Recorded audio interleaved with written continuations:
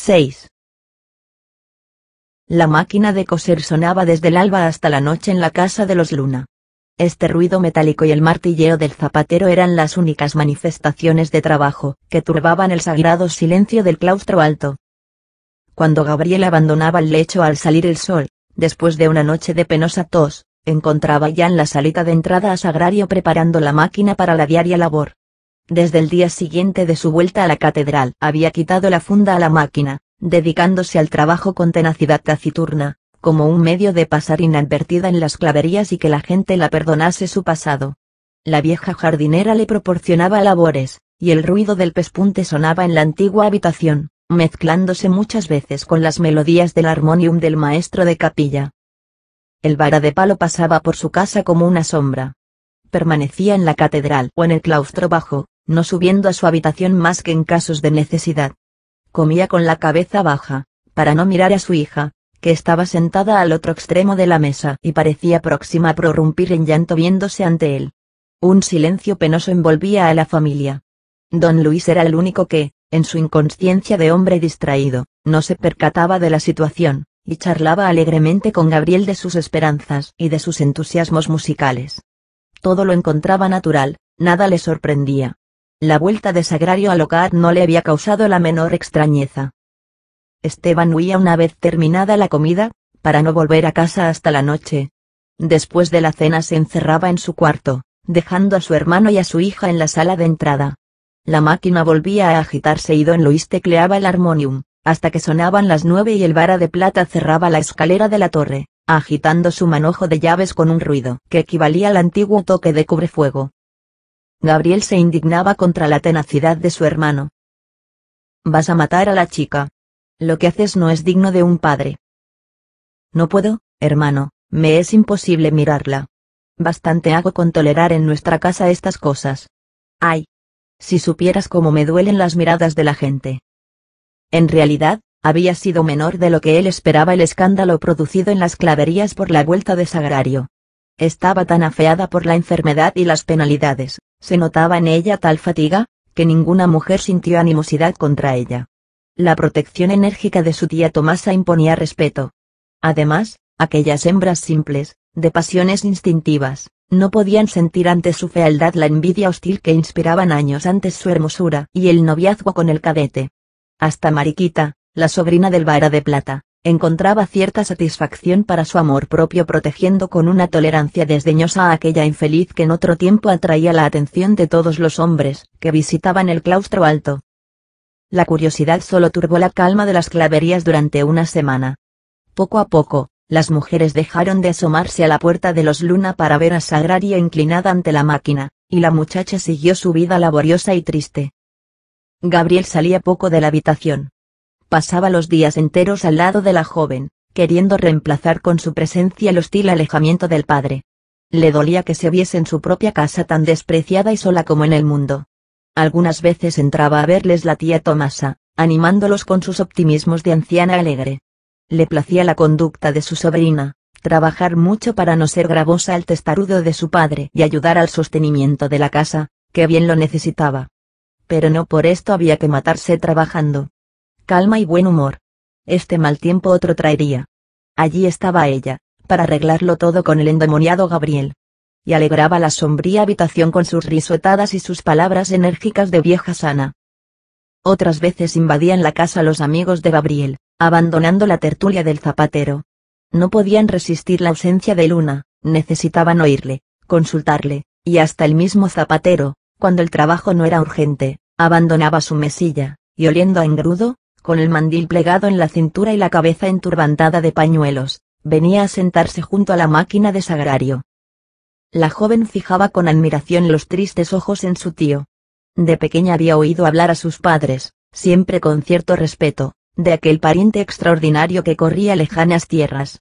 Lo recordaba como una vaga sombra atravesando su amorosa embriaguez, cuando pasó unos cuantos días en la catedral, antes de establecerse en Barcelona, asombrándolos a todos con las relaciones de sus viajes y sus costumbres de extranjero. Ahora volvía a verle, envejecido, enfermo como ella, pero ejerciendo sobre los que le rodeaban la influencia misteriosa de sus palabras, que eran como música sobrenatural para aquella gente de espíritu petrificado. En medio de su tristeza, Sagrario no tenía otro placer que escuchar a Gabriel. Ella era igual a aquellos hombres sencillos que olvidaban sus ocupaciones para buscar a Luna, con el ansia de oír de su boca cosas nuevas. Gabriel era el mundo moderno que durante muchos años había pasado lejos de la catedral, sin rozarla siquiera, y entraba por fin, asombrando y conmoviendo a un puñado de seres que aún vivían en el siglo XVI. La aparición de Sagrario había causado cierto trastorno en la vida de Luna. Era más comunicativo. Olvidaba la reserva que se había impuesto al refugiarse en el regazo de piedra de la iglesia. Ya no se esforzaba por callar, ocultando sus pensamientos. La presencia de una mujer parecía animarle, despertando su antiguo ardor de propagandista. Sus compañeros veían un Gabriel más locuaz y dispuesto a comunicarles las cosas nuevas que trastornaban el orden tradicional de sus pensamientos y muchas noches turbaban su sueño. Hablaban, discutían, consultando a Luna para que esclareciese sus confusas ideas, y sobre la voz de los hombres resaltaba el repiqueteo de la máquina de coser, siempre en actividad, como un eco del universal trabajo que agitaba al mundo, mientras la calma de la nada esparcía su silencio por las entrañas de piedra del templo. Todos aquellos hombres, habituados a las faenas de la iglesia, lentas, regulares, calmosas y con largos intervalos de descanso, admiraban la nerviosa actividad de Sagrario. «Se va usted a matar, criatura», decía el viejo manchador del órgano. «Sé bien lo que es eso. Algo parecido hago yo. Dale que dale a los fuelles. Y cuando es una misa de mucha música, de esas que le gustan a don Luis, acabo por renegar del órgano y de quien lo inventó, pues me rompo los brazos». «El trabajo», dijo el campanero con énfasis. «El trabajo es un castigo de Dios. Ya sabéis su origen. Fue la pena eterna que el Señor impuso a nuestros primeros padres al arrojarlos del paraíso. Es una cadena que siempre llevaremos arrastrando». «No, señor», repuso el zapatero. «El trabajo es la mayor de las virtudes, según he leído en los periódicos. Nada de castigo. La ociosidad es madre del vicio, y el trabajo una virtud. ¿No es así, don Gabriel?» Y el zapaterillo miraba al maestro, aguardando sus palabras con la misma ansiedad del sediento que espera el agua. «El trabajo», dijo Gabriel, «no es castigo ni virtud. Es una ley dura a que estamos sometidos para la conservación personal y de la especie humana. Sin el trabajo no existiría la vida». Y con la misma entonación ardorosa con que en otros tiempos conmovía a las muchedumbres en las reuniones de protesta contra la sociedad, describía a aquella media docena de hombres y a la triste costurera, que cesaba de mover la máquina para escucharle, la grandeza del trabajo universal, que todos los días fatigaba a la tierra para vencerla y obligarla a sustentar a los humanos. Era un combate, cada 24 horas, con las fuerzas ciegas de la naturaleza. El ejército del trabajo se extendía por todo el globo, arañaba los continentes, saltaba a las islas, surcaba el mar, descendía a las entrañas del suelo. ¿Cuántos eran sus soldados? ¿Quién podía contarlos? Millones y millones. Al romper el día nadie faltaba a la lista, las bajas eran reemplazadas, los claros que la miseria y la desgracia abrían en sus filas se llenaban inmediatamente. Apenas comienza a salir el sol, sopla su humo la chimenea de la fábrica, el martillo rompe la piedra, la lima muerde el metal, rasga el arado la tierra, se enciende el horno, mueve la bomba su pistón, suena el hacha en el bosque, corre la locomotora entre chorros de vapor, chirría la grúa en el puerto, corta el navío las espumas y tiembla en su estela el barquichuelo de pesca arrastrando las redes. Nadie falta a la revista del trabajo, todos corren, impulsados por el miedo al hambre, desafiando el peligro, no sabiendo si llegarán a la noche, si el sol que se eleva sobre sus cabezas será el último de su vida. Y esta concentración diaria de fuerzas humanas ocurre en la primera luz del alba en todas partes del mundo, allí donde los hombres se han juntado formando pueblos y constituyendo sociedades, o donde viven en el aislamiento entregados a sus fuerzas. El cantero rompe la piedra con su martillo, y al vencerla se envenena tragando el polvo en invisibles partículas. Cada martillazo se lleva un fragmento de su vida. El minero desciende al infierno de los tiempos modernos, sin más guía que la chispa de su linterna, y arranca de las capas de las primeras edades reliquias de la infancia de la tierra, los árboles carbonizados que dieron sombra a las monstruosas bestias de la prehistoria. Lejos del sol y de la vida, desafía la muerte, lo mismo que el albañil, que, despreciando el vértigo, trabaja con los pies sobre frágil tabla, admirado por las aves, que extrañan la presencia en el espacio de un animal sin alas.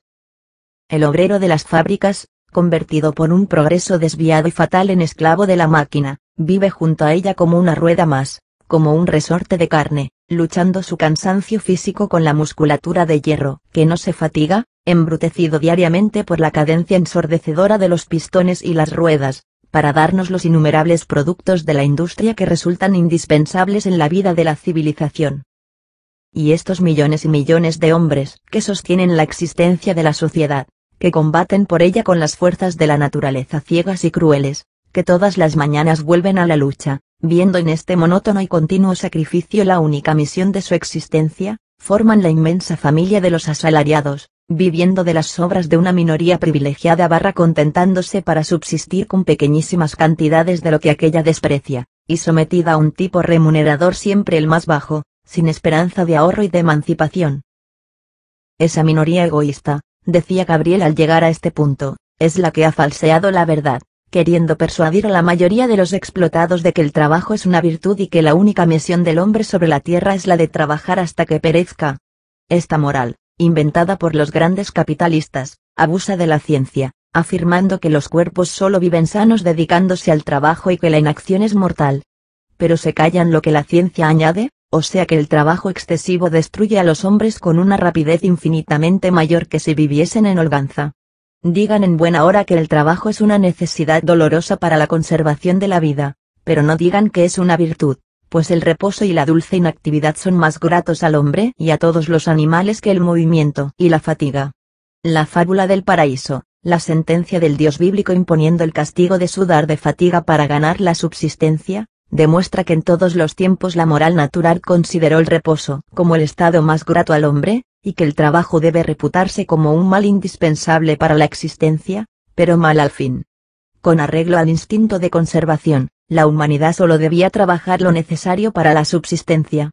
Pero como la inmensa mayoría de ella no trabaja solo para sí, sino para el provecho de una minoría de explotadores, estos la exigen que trabaje todo cuanto pueda, aunque perezca por exceso de esfuerzo, y así ellos se enriquecen acaparando el sobrante de producción.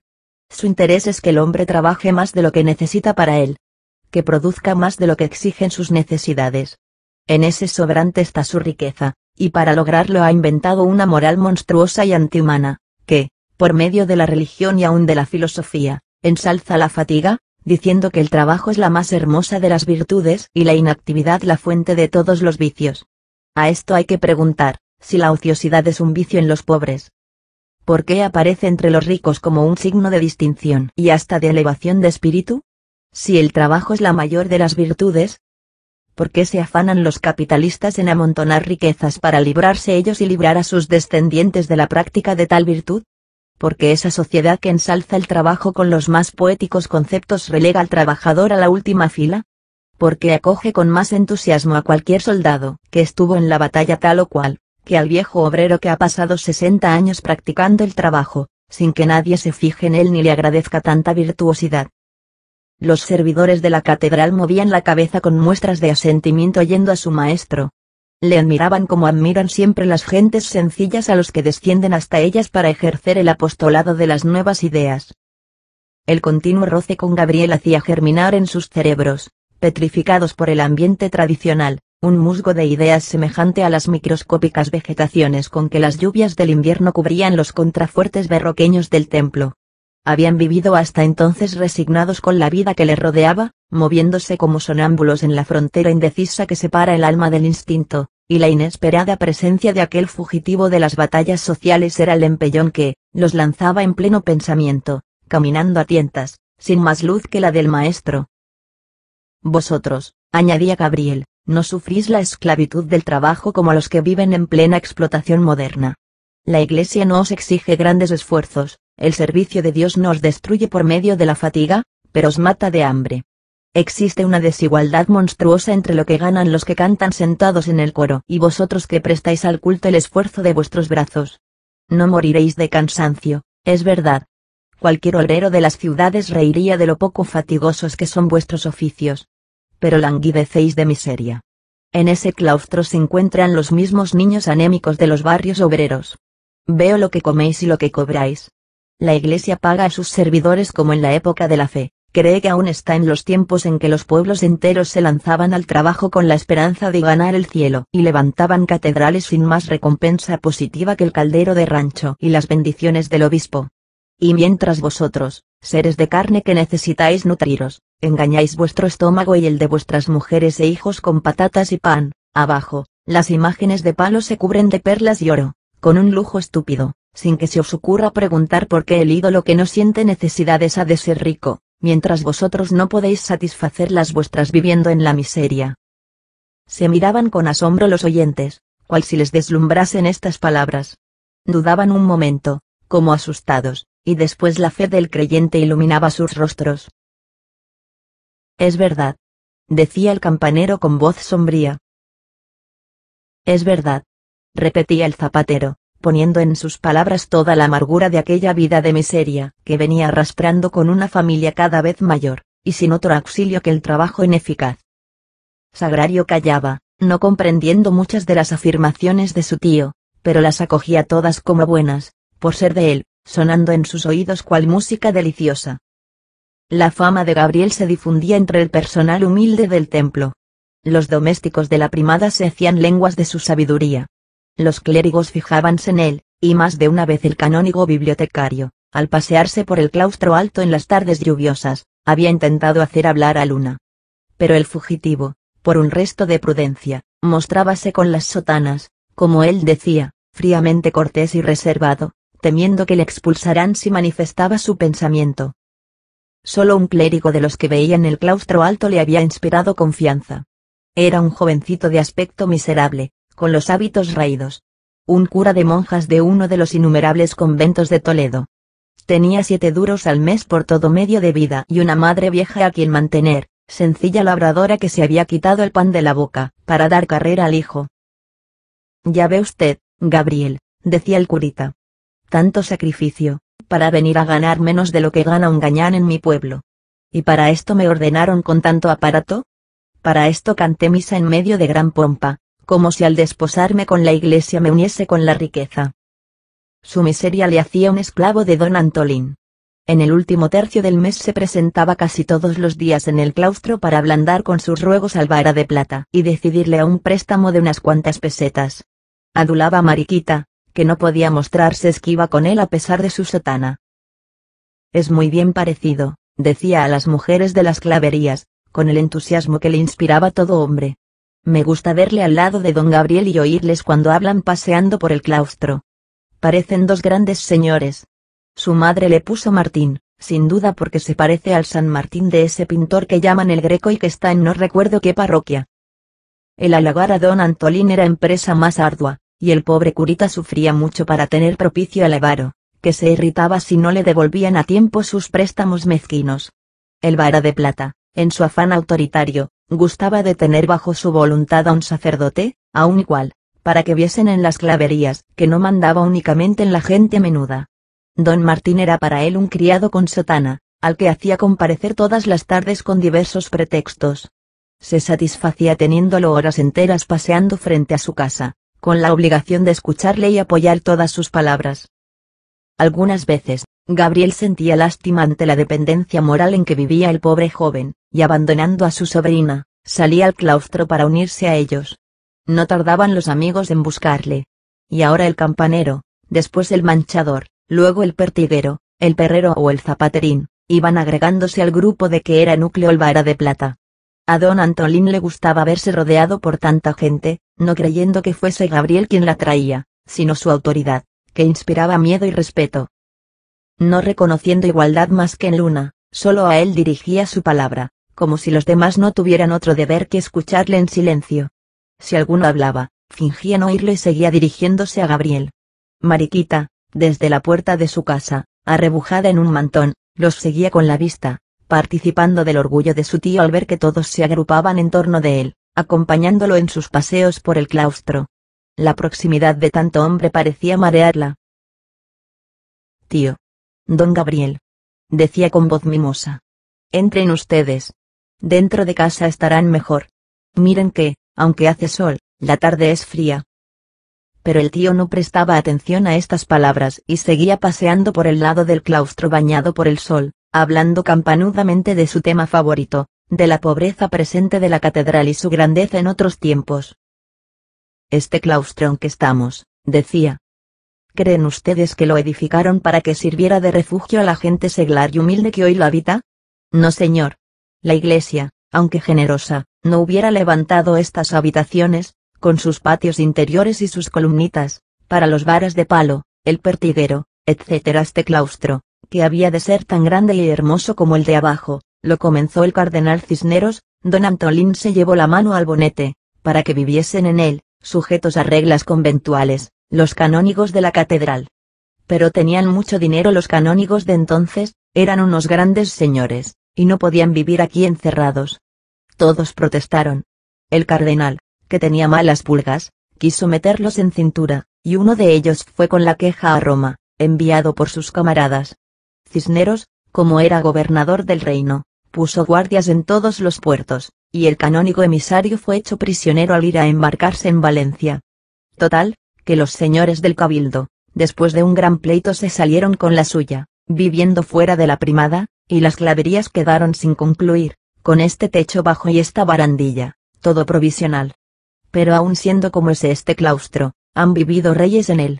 Aquí pasó varios días el gran monarca Felipe II. ¿Qué tiempos aquellos? Teniendo palacios a su disposición, los reyes preferían vivir en estos cuartos, por estar dentro de la catedral, cerca de Dios. A tales monarcas, tales pueblos. Por esto España fue más grande entonces que nunca, y éramos los amos del mundo, y había dinero y grandeza, y se vivía feliz en la tierra, con la certeza de alcanzar el cielo después de muerto. Eso es verdad, dijo el campanero. Aquellos eran los buenos tiempos, y porque volviesen fuimos muchos a tiros en las montañas. Ay, si hubiera triunfado don Carlos. Si no hubiésemos tenido traidores. ¿Verdad, Gabriel? Tú, que hiciste la guerra lo mismo que yo, podrás decir si tengo razón. Calla, Mariano, dijo Gabriel sonriendo tristemente. No sabes lo que dices. Tú te batiste y diste tu sangre por una causa que aún no conoces a estas horas. Fuiste a la guerra tan ciego como yo. No pongas esa cara de asombro, no intentes protestar. Y si no, vamos a ver. ¿Qué deseabas tú al batirte por don Carlos? Yo. Pues ante todo, que le diesen a cada cual lo suyo. ¿Le pertenece a su familia la corona? Pues que se la den. ¿Y eso es todo? Preguntó Luna con displicencia. Eso es lo de menos. Lo que yo quería y quiero es que la nación tenga un buen amo, un señor recto, excelente católico, que, sin monsergas de leyes ni de cortes, nos gobierne a todos con el pan en una mano y el palo en la otra. Al pillo. Garrotazo. Y al honrado. Vengan esos 5. Usted es mi amigo. Un rey que no permita que el rico atropelle al pobre y se burle de él, que no deje que nadie se muera de hambre queriendo trabajar. Vamos, creo que me explico. ¿Y eso crees tú que existía en otra época y que tu rey va a restaurarlo? Esos siglos que os pintan como de grandeza y bienestar son justamente los más malos de nuestra historia, la causa de la decadencia española, el principio de todos nuestros males. Alto ahí, Gabrielillo, dijo el vara de plata. Tú sabrás mucho, has viajado y leído más que yo, pero eso no cuela. Estoy algo enterado de la cuestión y no voy a permitir que abuses de la ignorancia de Mariano y todos estos. ¿Cómo puedes decir que aquellos tiempos fueron malos y que ellos tienen la culpa de lo que ahora nos ocurre? El verdadero culpable es el liberalismo, el descreimiento de la época, el haberse metido el demonio en nuestra casa. España, cuando duda de sus reyes y no tiene fe en el catolicismo, es como un cojo que suelta las muletas y se viene al suelo. Sin el trono y el altar no somos nadie. Y la prueba la tienes en lo que nos está pasando desde que tuvimos revoluciones. Nos quitan las islas. No pintamos nada entre los demás pueblos. Los españoles, que son los hombres más valientes del mundo, se ven derrotados. No hay una peseta, y todos esos señores que charlan en Madrid votan nuevas contribuciones y siempre estamos entrampados. ¿Cuándo se vio esto en otros tiempos? ¿Cuándo? Se vieron cosas peores, más vergonzosas, dijo Luna. Tú estás loco, muchacho. ¿Esos viajes te han corrompido? Hasta creo que tienes muy poco de español. Miren ustedes que negar lo que todo el mundo sabe, lo que enseñan hasta en las escuelas. ¿Y los reyes católicos eran cualquier cosa? No necesitas libros para saberlo. Entra en el coro y verás en la sillería baja todas las batallas que los religiosos monarcas ganaron a los moros con el apoyo de Dios. Conquistaron Granada y arrojaron a los infieles que nos tuvieron 7 siglos en la barbarie. Después vino el descubrimiento de América. ¿Quién podía hacer eso?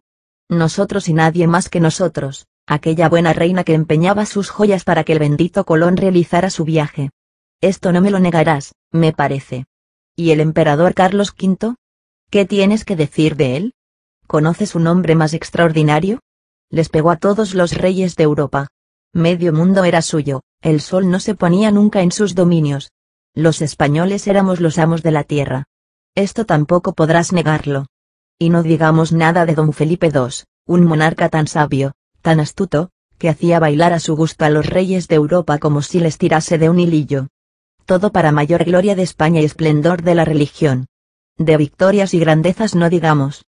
Si su padre venció en Pavía, él reventaba a los enemigos en San Quintín. ¿Y qué me dices de Lepanto? Abajo, en la sacristía, están guardadas las banderas de la nave que montaba don Juan de Austria.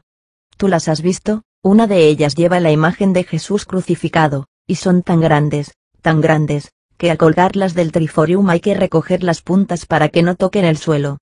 Tampoco fue nada lo de Lepanto. Vamos, Gabriel, que hay que estar loco para negar ciertas cosas. Si ha habido que matar moros para que no se apoderasen de Europa, poniendo en peligro la fe cristiana. ¿Quién lo ha hecho? Los españoles. Que los turcos amenazaban con apoderarse de los mares. ¿Quién les salía al paso? España con su don Juan. Y para descubrir un mundo nuevo, los barquitos de España. Y para dar la vuelta a la tierra, otro español, Magallanes. Y para todo lo grande, nosotros, siempre nosotros, en aquella época de religión y bienestar. Y no digamos de sabiduría. Aquellos siglos produjeron los hombres más famosos de España, grandes poetas y eminentísimos teólogos. Nadie les ha igualado después. Y para demostrar que la religión es fuente de toda grandeza, los más ilustres escritores llevaban hábitos de sacerdote. Adivino lo que podrás argüirme. Que tras unos monarcas tan gloriosos, vinieron otros menos grandes y comenzó la decadencia. También sé algo de esto, lo he oído decir al bibliotecario de la catedral y a otras personas de gran ciencia. Pero esto nada significa. Son designios de Dios, que pone a prueba a los pueblos, lo mismo que a las personas, haciéndoles bajar de la altura, para remontarles de nuevo si ve que perseveran en el buen camino. Pero no hablemos de esto. Si hubo decadencia, nada queremos saber de ella. Deseamos el pasado glorioso, los brillantes siglos de los reyes católicos, de don Carlos y de los 2 Felipes, y a ellos nos dirigimos cuando hablamos de que España vuelva a sus buenos tiempos. Pues esos siglos, don Antolín, dijo Gabriel con calma, son los de la decadencia española. En ellos se inicia nuestra ruina. No me extraña su indignación, usted repite lo que le han enseñado. Gentes hay por ahí de mayores estudios, que no se irritan menos si les tocan lo que llaman nuestros siglos de oro. Es culpa de la educación que se da en este país. La historia es una mentira. Para saberla tan mal, mejor sería ignorarla. En las escuelas se enseña el pasado del país con un criterio semejante al del salvaje, que aprecia los objetos por el brillo, no por su valor y utilidad. España ha sido grande y estuvo en camino de ser la primera nación del mundo por méritos sólidos y positivos que no hubiesen podido quebrantar los azares de la guerra y la política. Pero esto fue antes de esos siglos que usted ensalza, antes de los monarcas extranjeros. En la Edad Media, que hacía presagiar muchas esperanzas, desvanecidas después al consolidarse la unidad nacional. Nuestra Edad Media produjo un pueblo culto, industrioso y civilizado como ninguno de los del mundo. Se amontonaron en ella los materiales para construir una nación grande. Pero llegaron arquitectos de fuera y levantaron este edificio, cuyos primeros años de existencia asombran a usted con el esplendor de la novedad, pero entre cuyas ruinas caminamos ahora. Gabriel olvidaba toda prudencia en el ardor de la discusión. No le inspiraba miedo el vara de plata con su gesto de inquisidor incapaz de razonamientos. Quería convencerle. Sentía el ardor, el impulso irresistible de sus tiempos de proselitismo, y hablaba sin recatar sus pensamientos, sin buscarles ningún disfraz por consideración al ambiente que le rodeaba. Don Antolín le oía con asombro, fija en él su mirada fría. Los otros escuchaban presintiendo confusamente lo extraordinario de tales ideas emitidas en el claustro de una catedral. Don Martín, El cura de las monjas, a espaldas de su avariento protector, mostraba en sus ojos la avidez simpática con que acogía las palabras de Luna. Describía al pueblo hispano-romano, sobre el que había pasado la invasión goda sin causar gran mella. Antes bien, el conquistador se había empapado de la degeneración bajo-latina, quedando sin fuerzas, corrompiéndose en luchas teológicas e intrigas de dinastías semejantes a las de Bizancio. La regeneración no llegaba a España por el norte, con las hordas de bárbaros, se presentaba por la parte meridional, con los árabes invasores. Al principio eran muy pocos, y sin embargo, bastaban para vencer a Ruderico y sus corrompidos próceres. El instinto de la nacionalidad cristiana revolviéndose contra los invasores, el repliegue de toda el alma española a los riscos de Covadonga para caer de nuevo sobre el conquistador, era una mentira. La España de entonces recibió con agrado a las gentes que venían de África. Los pueblos se entregaban sin resistencia. Un pelotón de jinetes árabes bastaba para que se abriesen las puertas de una ciudad. Era una expedición civilizadora, más bien que una conquista, y una corriente continua de migración se estableció en el estrecho. Por él pasaba aquella cultura joven y vigorosa, de rápido y asombroso crecimiento, que vencía apenas acababa de nacer, una civilización creada por el entusiasmo religioso del profeta, que se había asimilado lo mejor del judaísmo y la cultura bizantina, llevando además consigo la gran tradición india, los restos de la Persia y mucho de la misteriosa China. Era el Oriente que entraba en Europa, no como los monarcas asirios, por la Grecia, que les repelía, viendo en peligro su libertad, sino por el extremo opuesto, por la España, esclava de reyes teólogos y obispos belicosos, que recibía con los brazos abiertos a los invasores. En 2 años se enseñorearon de lo que luego costó 7 siglos arrebatarles. No era una invasión que se contiene con las armas, era una civilización joven que echaba raíces por todos lados. El principio de la libertad religiosa, eterno cimiento de las grandes nacionalidades, iba con ellos. En las ciudades dominadas, aceptaban la iglesia del cristiano y la sinagoga del judío.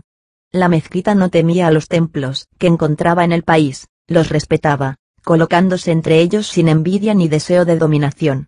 Del siglo VIII a XV se fundaba y se desarrollaba la más elevada y opulenta civilización de Europa en la Edad Media.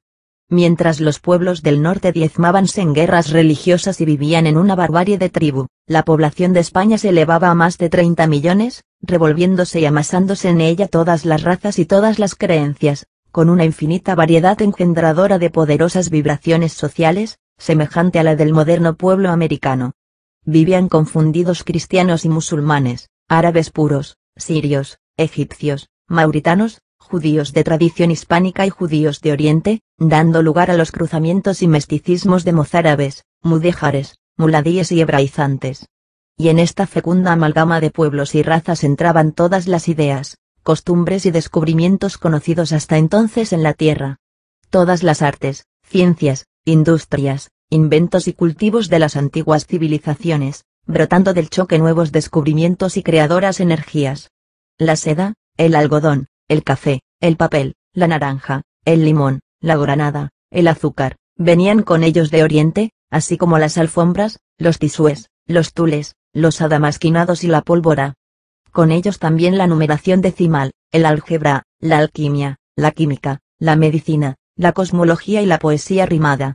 Los filósofos griegos, próximos a desaparecer en el olvido, se salvaban siguiendo al árabe invasor en sus conquistas. Aristóteles reinaba en la famosa Universidad de Córdoba. Nacía el espíritu caballeresco entre los árabes españoles, apropiándoselo después los guerreros del norte, como si fuese una cualidad de los pueblos cristianos. Mientras en la Europa bárbara de los francos, los anglo-normandos y los germanos el pueblo vivía en chozas y los reyes y varones anidaban en castillos de rocas ennegrecidos por las hogueras, comidos por parásitos, vestidos de estameña y alimentados como los hombres prehistóricos, los árabes españoles levantaban sus fantásticos alcázares, y, como los refinados de la antigua Roma, reuníanse en los baños para conversar sobre cuestiones científicas o literarias. Si algún monje del norte sentía la comezón del saber, venía a las universidades árabes o las sinagogas judaicas de España, y los reyes de Europa se creían salvos en sus enfermedades si, en fuerza de oro, podían proporcionarse un médico hispánico.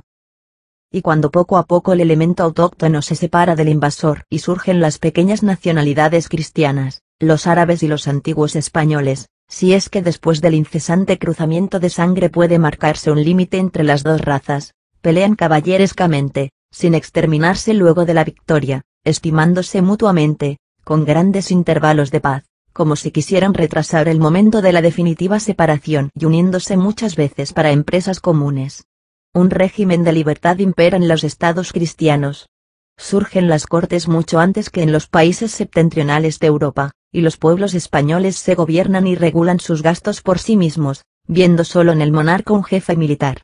Los municipios son pequeñas repúblicas, con sus magistrados electivos. Las milicias ciudadanas realizan el ideal del ejército democrático. La Iglesia, compenetrada con el pueblo, vive en paz con las otras religiones del país. Una burguesía inteligente crea en el interior poderosas industrias y arma en las costas la primera marina de la época, y los productos españoles son los más apreciados en todos los puertos de Europa. Existían ciudades tan populosas como las modernas capitales del mundo. Poblaciones enteras eran inmensas fábricas de tejidos. Se cultivaba todo el suelo de la península. Los reyes católicos marcaron el apogeo de las fuerzas nacionales y el principio de su decadencia. Su reinado fue grande porque se prolongó hasta él el impulso de las energías incubadas por la Edad Media. Fue execrable porque su política torció los derroteros de España, impulsándonos al fanatismo religioso y a las ambiciones de un cesarismo universal. Adelantados en 2 o 3 siglos al resto de Europa, era España para el mundo de entonces lo que es Inglaterra para nuestra época. De seguir la misma política de tolerancia religiosa, de confusión de razas, de trabajo industrial y agrícola, con preferencia a las empresas militares. ¿Dónde estaríamos ahora? Gabriel hacía esta pregunta interrumpiendo su calurosa descripción del pasado. El Renacimiento, continuó Luna, fue más español que italiano. En Italia renacieron las bellas letras de la antigüedad y el arte grecorromano. Pero no todo el Renacimiento fue literario. El Renacimiento representa el surgir a la vida de una sociedad nueva, con cultivos, industrias, ejércitos, conocimientos científicos, etc. ¿Y esto quién lo hizo sino España, aquella España árabe hebreo cristiano de los reyes católicos? El gran capitán enseñó al mundo el arte de guerrear moderno. Pedro Navarro fue un ingeniero asombroso. Las tropas españolas las primeras en usar las armas de fuego, creándose así la infantería, que democratizó la guerra, dando superioridad al pueblo sobre los nobles jinetes cubiertos de hierro. España fue quien descubrió la América. ¿Y te parece poco todo eso?, interrumpió don Antolín. ¿No convienes en lo mismo que yo decía? ¿Se han visto nunca en España tantas grandezas juntas como en la época de aquellos reyes, que por algo se llamaron católicos? Reconozco que fue un gran periodo de nuestra historia, el último verdaderamente glorioso, el postrer rayo que lanzó antes de extinguirse la única España que ha marchado por el buen camino.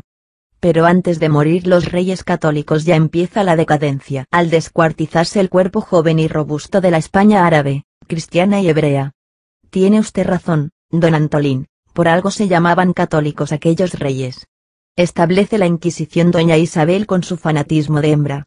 La ciencia apaga su lámpara en la mezquita y la sinagoga y oculta los libros en el convento cristiano, viendo que es llegada la hora de rezar más que de leer. El pensamiento español se refugia en la sombra, tiembla de frío y soledad, y acaba por morir. Lo que resta de él se dedica a la poesía, a la comedia, a los escarceos teológicos. La ciencia es un camino que conduce a la hoguera.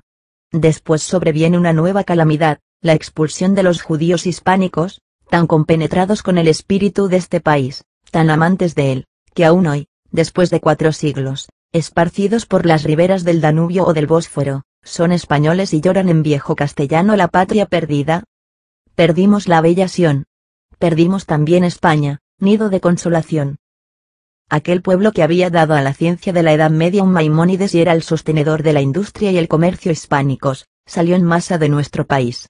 España, engañada por su extraordinaria vitalidad, se abría las venas para contentar al naciente fanatismo, creyendo sobrellevar sin peligro esta pérdida. Después viene lo que un escritor moderno llama el cuerpo extraño, interponiéndose en nuestra vida nacional, los Austrias que reinan y España que pierde para siempre su carácter y muere. Gabriel, interrumpió el sacerdote, eso que dices son disparates. La verdadera España empieza con el emperador y sigue igualmente gloriosa con don Felipe II. Esa es la España castiza que debe servirnos de ejemplo y a la cual queremos volver. No. La España castiza, la España española, sin mezcla de extranjerismo, es la de los cristianos mezclados con árabes, moros y judíos, la de la tolerancia religiosa, la del engrandecimiento industrial y agrícola y los municipios libres, la que muere bajo los reyes católicos. Lo que viene luego es la España teutónica y flamenca, convertida en una colonia de Alemania, sirviendo como un soldado mercenario bajo banderas extranjeras, arruinándose en empresas que nada le interesaban, derramando la sangre y el oro por los compromisos del llamado Sacro Imperio Romano Germánico. Comprendo el encanto que ejerce el emperador sobre los caracteres estacionarios, adoradores del pasado. Una gran persona el tal Don Carlos. Valeroso en el combate, astuto en la política, alegre y campechano como un burgomaestre de su país.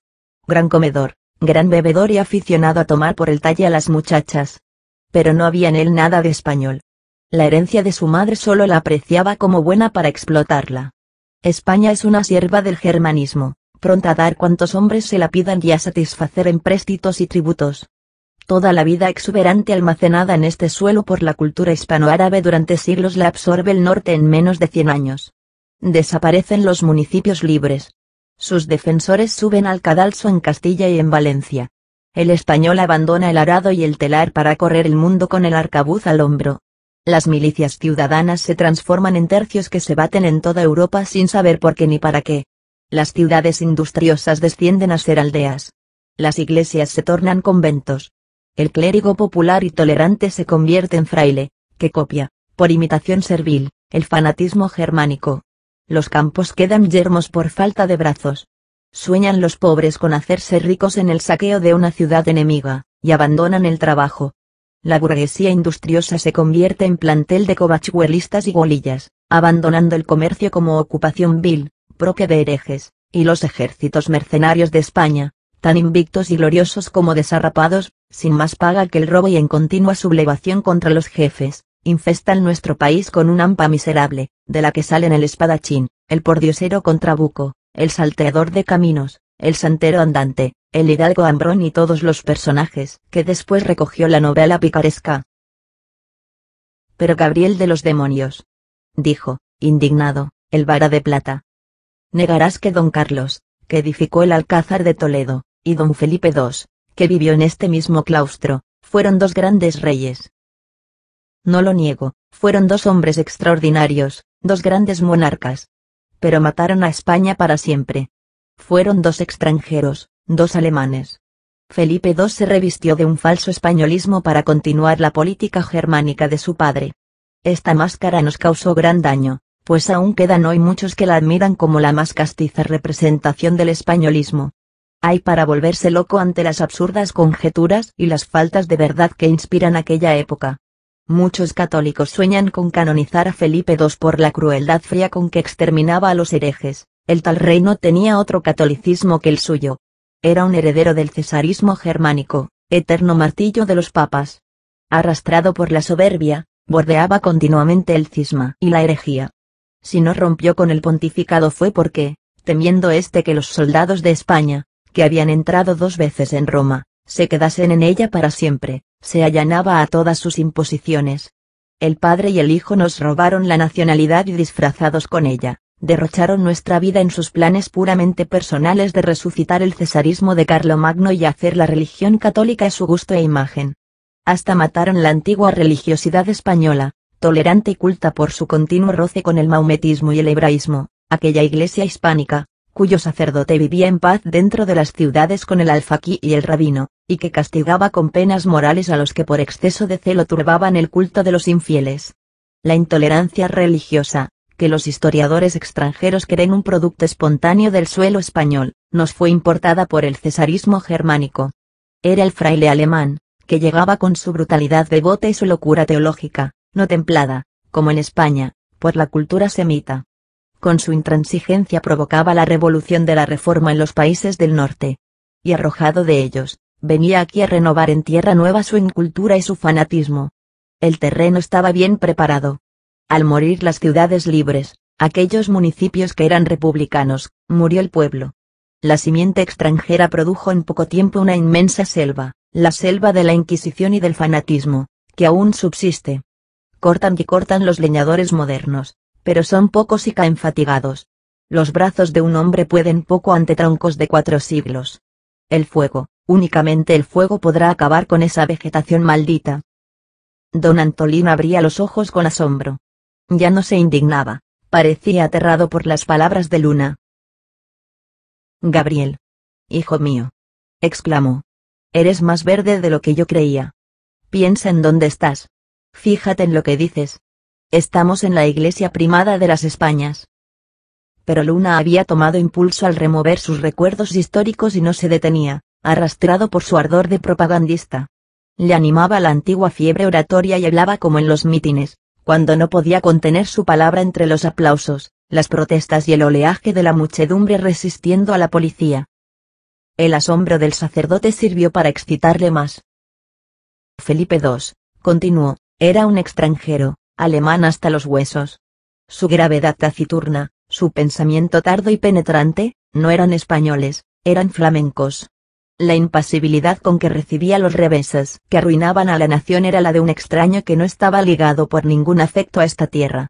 Mejor quiero reinar sobre cadáveres que sobre herejes, decía. Y cadáveres eran, realmente, los españoles, condenados a no pensar o a mentir, ocultando su pensamiento. Los antiguos oficios habían desaparecido. Fuera de la iglesia no existía otro porvenir que ser aventurero en aquella América que de nada servía a la nación, pues la convertían en una caja de caudales del rey, o ser soldado de oficio en Europa, batiéndose por la reconstitución del Sacro Imperio Germánico, por la supeditación del Papa al emperador y por la extinción de la reforma religiosa, empresas que en nada interesaban a España, y eran, sin embargo, sangrías sueltas por las que se escapaba su vida. Los menestrales desaparecían, tragados por los ejércitos, y las ciudades se llenaban de inválidos y veteranos arrastrando la roñosa tizona, única prueba de la valía personal. Extinguiéronse los gremios y la clase media. Solo hubo nobles, orgullosos de ser criados de los reyes, y un populacho que pedía pan y espectáculos, como el romano, contentándose con la sopa de los conventos y las quemas de herejes organizadas por la Inquisición. Después sobrevenía la ruina. Tras los cesares grandes, fatales para España, venían los chicos, el fanático Felipe III, que daba el golpe de misericordia expulsando a los moriscos. Felipe IV, un degenerado con aficiones literarias, que escribía versos y cortejaba monjas, y el miserable Carlos II. Nunca ha habido en España tanta religiosidad, don Antolín, decía Luna. La iglesia era dueña de todo. Los tribunales eclesiásticos juzgaban hasta al mismo rey, pero la justicia seglar no podía tocarle un pelo de la ropa al último sacristán, aunque cometiese los mayores delitos en la vía pública. Solo la iglesia podía juzgar a los suyos. Según cuenta Barrionuevo en sus memorias, frailes armados hasta los dientes arrebataban a la justicia del rey, en pleno día y en medio de la Plaza Mayor de Madrid, al pie de la horca, a uno de los suyos sentenciado por asesinato. La Inquisición, no satisfecha con achicharrar herejes, juzgaba y castigaba a los contrabandistas de ganado. Los hombres de letras refugiábanse aterrados en la amena literatura, como último albergue del pensamiento. Limitábanse a producir novelas picarescas o comedias en las que se ensalzaba un honor fiero que solo existía en la imaginación de los poetas, mientras reinaba la mayor corrupción en las costumbres. Los grandes ingenios españoles ignoraban o fingían ignorar lo que la revolución decía más allá de las fronteras. Quevedo, que era el más audaz, solo osaba decir: con la Inquisición. Chitón. Triste epitafio del pensamiento español, que prefería perecer, ya que la verdad no podía decirse. Para vivir tranquilos y sustentarse en una época de incultura, los poetas buscaban la sombra de la iglesia y se cubrían con sus hábitos. López de Vega, Calderón, Moreto, Tirso de Molina, Mira de Amezcua, Tárrega, Argensola, Góngora, Rioja y otros, eran sacerdotes, muchos de ellos después de una vida borrascosa. Montalbán fue cura y empleado de la Inquisición, y hasta el pobre Cervantes, en la vejez, hubo de tomar el hábito de San Francisco. España tenía 11.000 conventos, con más de 100.000 frailes y 40.000 monjas, y a esto había que añadir 168.000 sacerdotes y los innumerables servidores dependientes de la Iglesia, como alguaciles, familiares, carceleros y escribanos del Santo Oficio, sacristanes, mayordomos, buleros, santeros, ermitaños, demandaderos, seises, cantores, legos, novicios. Y qué sé yo cuánta gente más. En cambio, la nación, desde 30 millones de habitantes, había bajado a 7 millones en poco más de 2 siglos. Las expulsiones de judíos y moriscos por la intolerancia religiosa. La Inquisición con el miedo que inspiraba. Las continuas guerras en el exterior. La inmigración a América con la esperanza de enriquecerse sin trabajo. El hambre, la falta de higiene, el abandono de los campos, habían realizado esta rápida despoblación. Las rentas de España llegaron a bajar a 14 millones de ducados, mientras las del clero ascendían a 8 millones. La Iglesia poseía más de la mitad de la fortuna nacional. ¿Qué tiempos? Don Antolín. El vara de plata le escuchaba fríamente, como si hubiese formado un concepto definitivo de Luna y no hiciera gran caso de sus palabras. Por malos que fuesen, dijo con lentitud, no serían peores que los presentes. Al menos, nadie robaba a la Iglesia. Cada uno se contentaba con su pobreza, pensando en el cielo, que es la única verdad, y el culto de Dios tenía lo que le corresponde. ¿Es que tú, acaso, no crees en Dios? Gabriel eludió la respuesta, y siguió hablando de aquellos tiempos. Fue un periodo de barbarie, de estancamiento, mientras Europa se desenvolvía y progresaba. El pueblo que iba al frente de la civilización se quedó entre los últimos.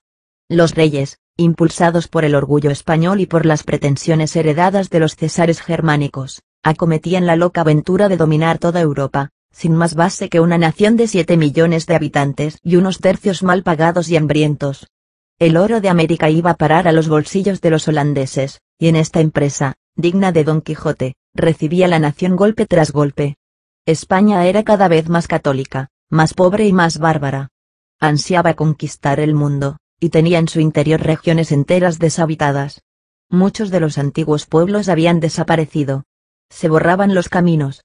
Nadie en España sabía con certeza la geografía del país, y en cambio, pocos ignoraban la situación del cielo y del purgatorio. Los parajes de alguna feracidad no estaban ocupados por granjas, sino por conventos, y al borde de las escasas carreteras vivaqueaban las partidas de bandoleros, refugiándose, al verse perseguidos, en los monasterios, donde les apreciaban por su religiosidad y por las muchas misas que encargaban para sus almas pecadoras. La incultura era atroz. Los reyes estaban aconsejados por clérigos hasta en asuntos de guerra. Carlos II, ante la oferta de que tropas holandesas guarnecieran las plazas españolas de Flandes, consultó el asunto con teólogos, como un caso de conciencia, porque esto podía facilitar la difusión de la herejía, y acabó por preferir que cayesen en poder de los franceses, que, aunque enemigos, al fin eran católicos. En la Universidad de Salamanca, el poeta Torres de Villarroel no encontraba ni una sola obra de geografía, y cuando hablaba de matemáticas, los discípulos le decían que eran cosas de sortilegio, ciencia del diablo que únicamente podía entenderse untándose con el ungüento que usan los brujos.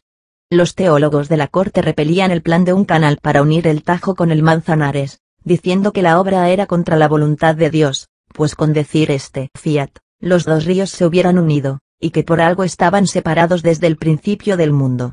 Los médicos de Madrid pedían a Felipe IV que se dejara la basura en las calles, porque siendo muy sutil el aire de la ciudad, ocasionaría grandes estragos si no se impregnaba del vaho de las inmundicias. Y un siglo después, un teólogo famoso de Sevilla retaba en un acto público a que discutiesen con él esta tesis: más queremos errar con San Clemente, San Basilio y San Agustín, que acertar con Descartes y Newton. Felipe II había amenazado con pena de muerte y confiscación de bienes al que publicase libros extranjeros o circulase los manuscritos. Sus sucesores prohibieron a los españoles escribir sobre materias políticas. Falto el pensamiento de expansión, se dedicó a las artes y la poesía. El teatro y la pintura llegaron a un nivel casi superior al de los otros pueblos. Fueron la válvula de escape del genio nacional. Pero esta primavera del arte fue efímera, y en mitad del siglo XVII sobrevino una decadencia grotesca y envilecedora. La pobreza en aquellos 2 siglos fue horrible. El mismo Felipe II, con ser señor del mundo, sacó a la venta los títulos de nobleza por 6.000 reales, añadiendo al margen del decreto que no se reparase mucho en la calidad y origen de las personas. En Madrid, el pueblo asaltaba las panaderías, disputándose el pan a puñaladas. El presidente de Castilla recorría los lugares de la provincia, acompañado del verdugo, para despojar a los labradores de sus escasas cosechas. Los recaudadores de tributos, no encontrando qué cobrar en los pueblos, arrancaban las techumbres de las casas, vendiendo las maderas y las tejas. Las familias huían al monte al ver en lontananza a los representantes del rey. Los pueblos quedaban desiertos y caían en ruinas. El hambre entraba hasta en el Palacio Real, y Carlos II, señor de España y de las Indias, no podía algunos días dar de comer a la servidumbre. El embajador de Inglaterra y el de Dinamarca tenían que salir con criados armados a buscar pan en las cercanías de Madrid. Y mientras tanto, los innumerables conventos, dueños de más de la mitad del país y únicos poseedores de la riqueza, mostraban su caridad repartiendo la sopa a aquellos que aún tenían fuerzas para ir a buscarla, y fundando hospicios y hospitales, donde la gente moría de miseria, pero segura de entrar en el cielo. En las ciudades no había más establecimientos prósperos y ricos que los conventos y los hospitales. La antigua industria había desaparecido. Segovia, famosa por sus paños, que ocupaba en su fabricación cerca de 40.000 personas, apenas si tenía 15.000 habitantes, y tan olvidados de tejer la lana, que cuando Felipe V quiso restablecer la fabricación tuvo que traer obreros alemanes. Y así Sevilla, y Valencia, y Medina del Campo, famosas por su feria y sus industrias, continuaba Gabriel. Sevilla, que en el siglo XV poseía 16.000 telares de seda, llegó en el XVII a no tener más que 65.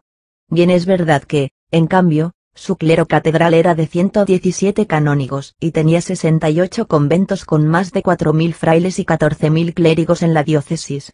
¿Y Toledo?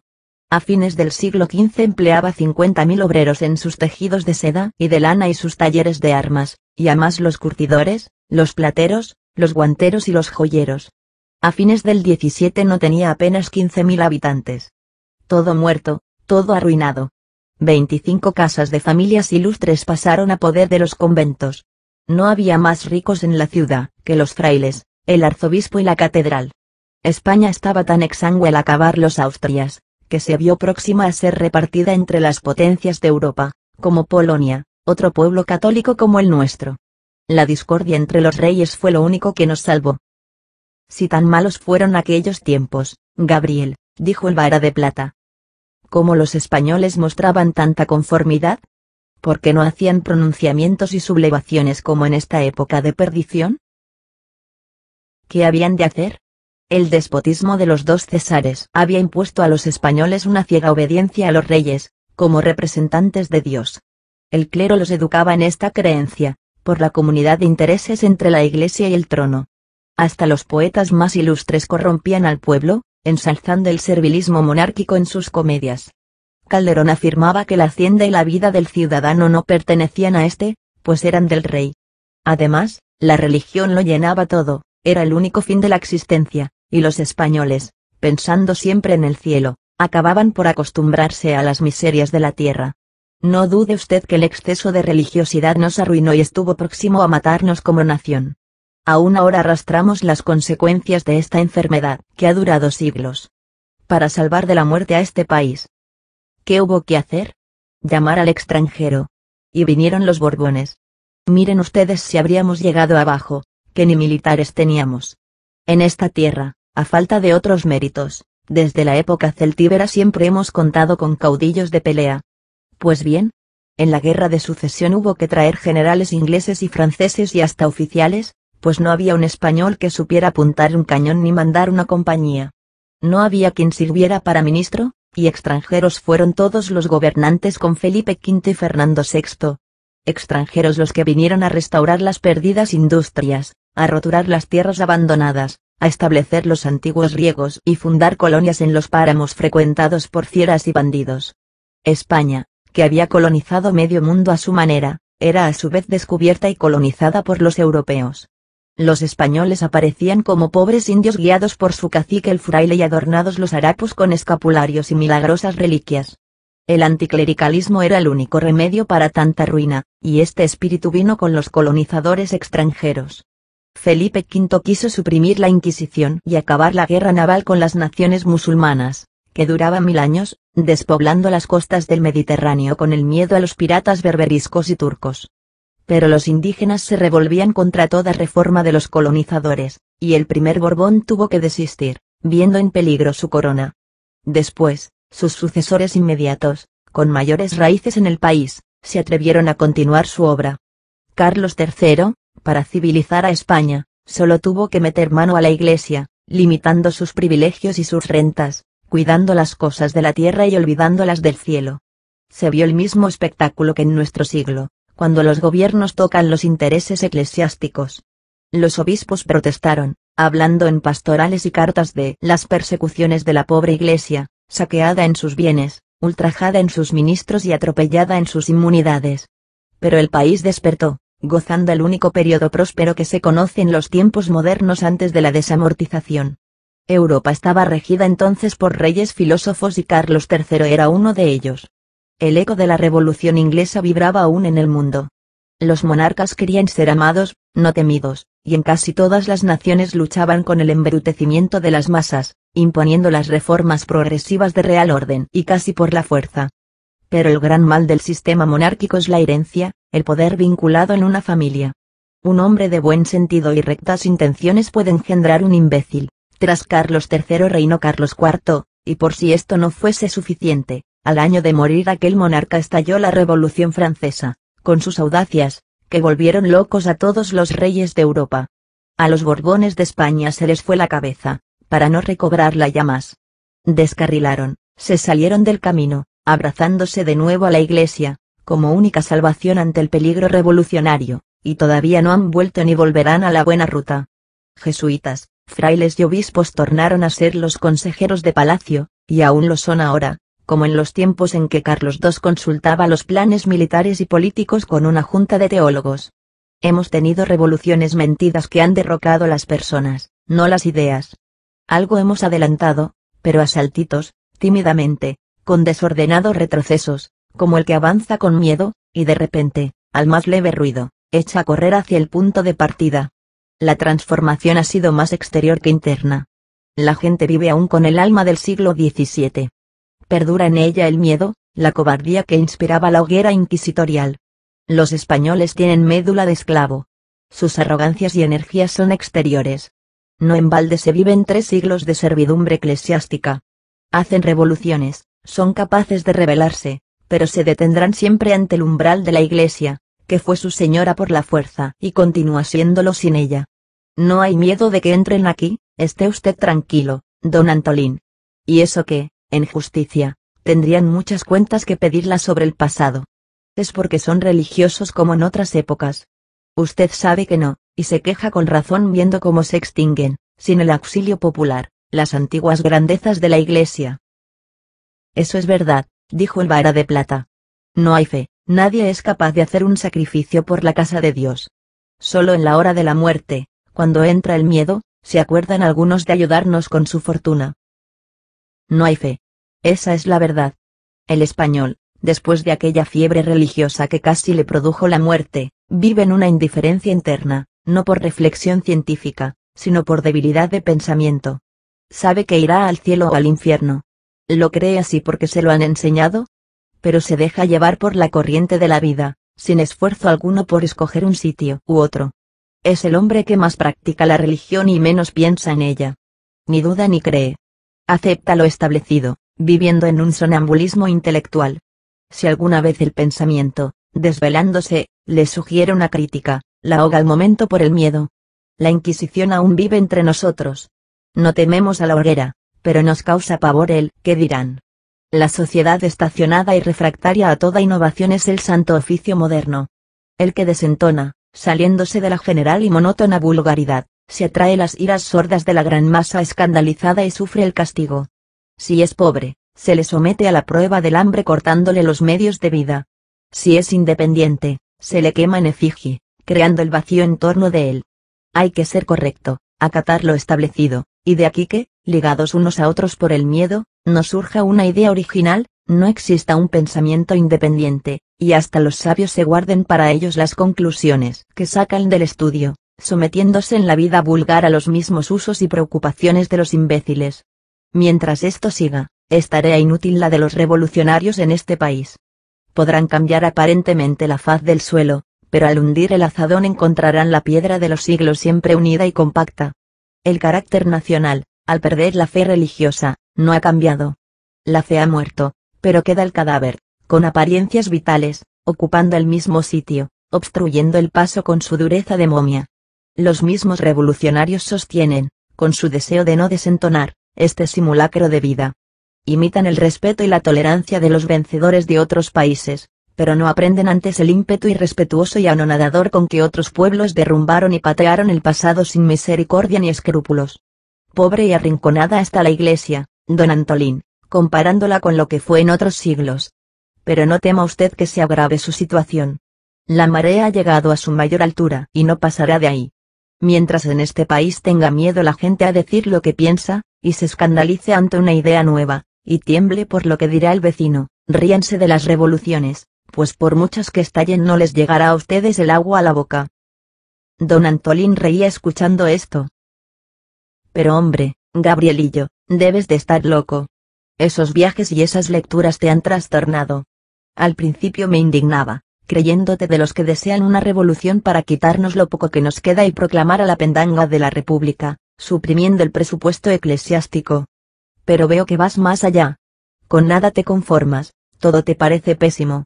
Y esto me hace gracia. No eres enemigo terrible, porque tiras de muy lejos. Me parece que andas tan mal de la cabeza como del pecho.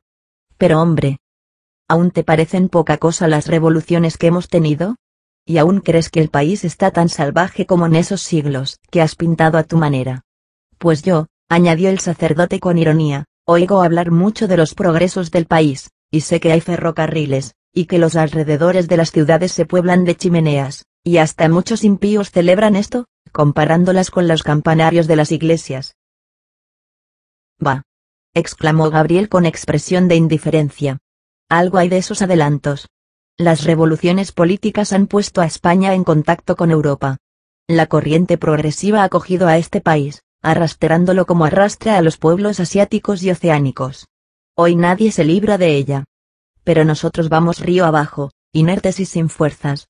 Si avanzamos, es por la corriente, no por nuestro vigor, mientras otros pueblos más fuertes nadan y nadan, alejándose cada vez más.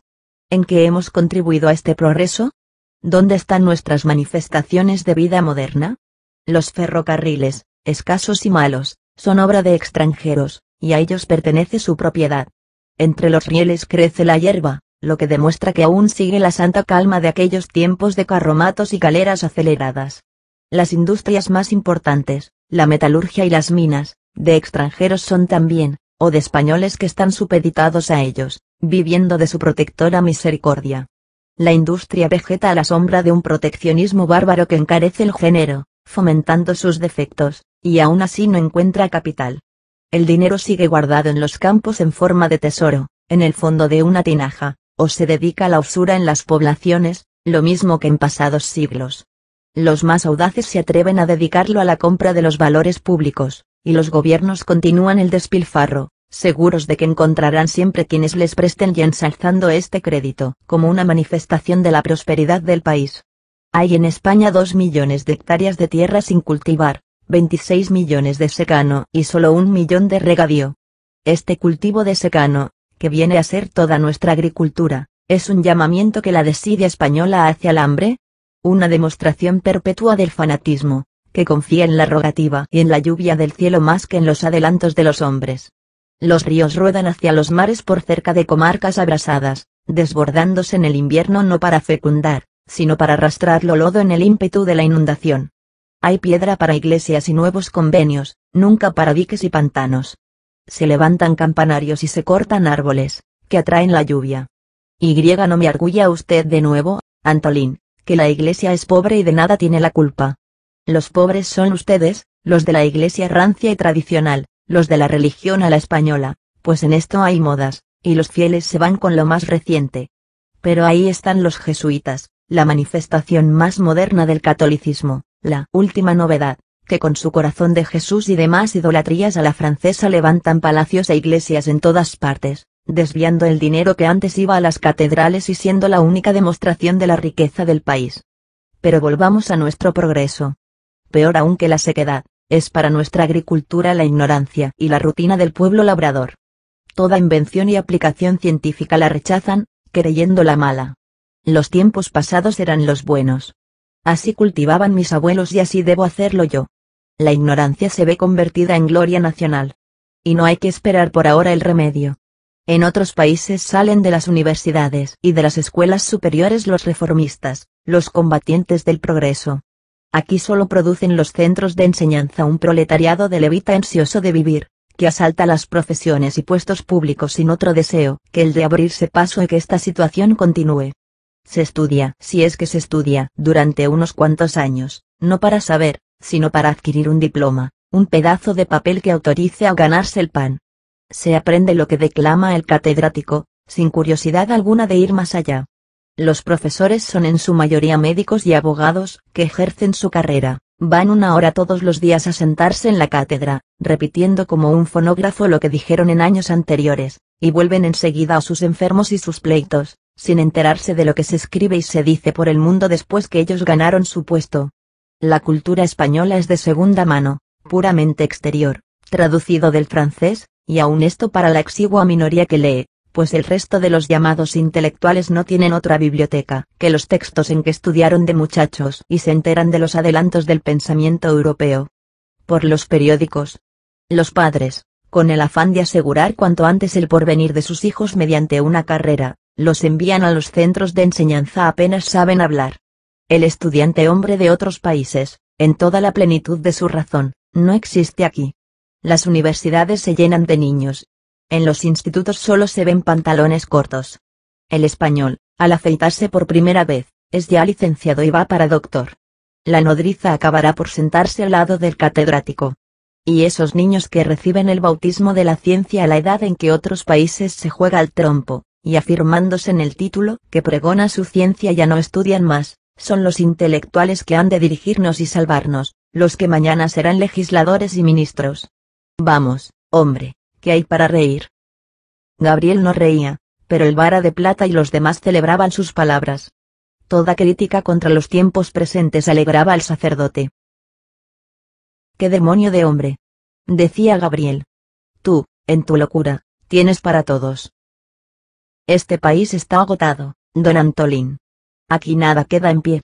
Es incalificable el número de ciudades que han desaparecido desde que comenzó nuestra decadencia. En otros países guardan cuidadosamente las ruinas del pasado como páginas de piedra de la historia. Las limpian, las conservan, las sostienen y fortifican, y abren caminos para que todos puedan contemplarlas. Aquí, por donde ha pasado el arte romano, el bizantino, el árabe, el mudéjar, el gótico y el renacimiento, todas las artes de Europa, los yerbajos y matorrales cubren las ruinas en los campos, ocultándolas y desfigurándolas, y la barbarie de las gentes las mutila en las ciudades. Se piensa a todas horas en el pasado, y sin embargo, se desprecian sus restos. ¡Qué país de sueño y de abandona! España no es un pueblo, es un museo desordenado y polvoriento de cosas viejas que atrae a los curiosos de Europa. En él, hasta las ruinas están arruinadas. Los ojos de don Martín, el cura joven, se fijaban en Gabriel. Parecían hablarle expresando el entusiasmo con que acogía sus palabras. Los otros oyentes, silenciosos y cabizbajos, no experimentaban menos el encanto de aquellas afirmaciones, que tan audaces resultaban en el ambiente reposado y rancio del claustro. Don Antolín era el único que reía, encontrando graciosísimas, por lo disparatadas, las ideas de Gabriel. Comenzaba a atardecer. El sol había desaparecido tras de los tejados de la catedral. La sobrina del Vara de Plata volvía a llamarles desde la puerta de su clavería. «Ahora vamos, muchacha», dijo el cura. «Tengo que decirle antes una razón a este señor». Y dirigiéndose a Luna, continuó. «Pero, hombre de Dios. Y no debía llamarte así, porque estás empecatado, tú todo lo encuentras mal. La Iglesia española, rancia, como tú dices, ha quedado empobrecida. Y aún te parece poca revolución. ¿Qué es lo que tú quieres? ¿Qué es lo que deseas para que esto se arregle? Suéltanos tu secreto y vámonos, que ya va picando el frío». Y reía, mirando a Gabriel con lástima paternal, como si fuese un niño. «Mi remedio», exclamó Luna, sin hacer caso del gesto del sacerdote. «Yo no tengo remedio alguno. Es la marcha de la humanidad la que lo ofrece. Todos los pueblos de la tierra han pasado por las mismas evoluciones. Primero fueron regidos por la espada, después por la fe, y ahora por la ciencia. Nosotros hemos sido gobernados por guerreros y sacerdotes, pero nos detuvimos en el pórtico de la vida moderna, sin fuerza ni deseo para tomar la mano de la ciencia, que era la única que podía guiarnos. De aquí nuestra situación triste. Ciencias son hoy la agricultura, las industrias, las artes y los oficios, la cultura y el bienestar de los pueblos. Hasta la misma guerra. Y España vive lejos del sol de la ciencia. Cuando más, conoce un reflejo pálido, frío y debilitado que le llega de países extraños. La enfermedad de la fe nos ha dejado sin fuerzas. Somos como esos seres que, después de sufrir una dolencia en su juventud, quedan anémicos para siempre, sin reconstitución posible, condenados a prematura vejez. Va. La ciencia. Dijo el vara de plata yendo hacia su casa. Conozco eso. Es la eterna música de todos los enemigos de la religión. No hay mejor ciencia que amar a Dios y sus obras. Buenas tardes. Muy buenas, don Antolín. Pero no lo olvide usted. Aún no hemos salido de la fe y la espada. A ratos, nos dirige una o nos arrea la otra. Pero de la ciencia, ni una palabra. Ni siquiera ha regido España durante 24 horas.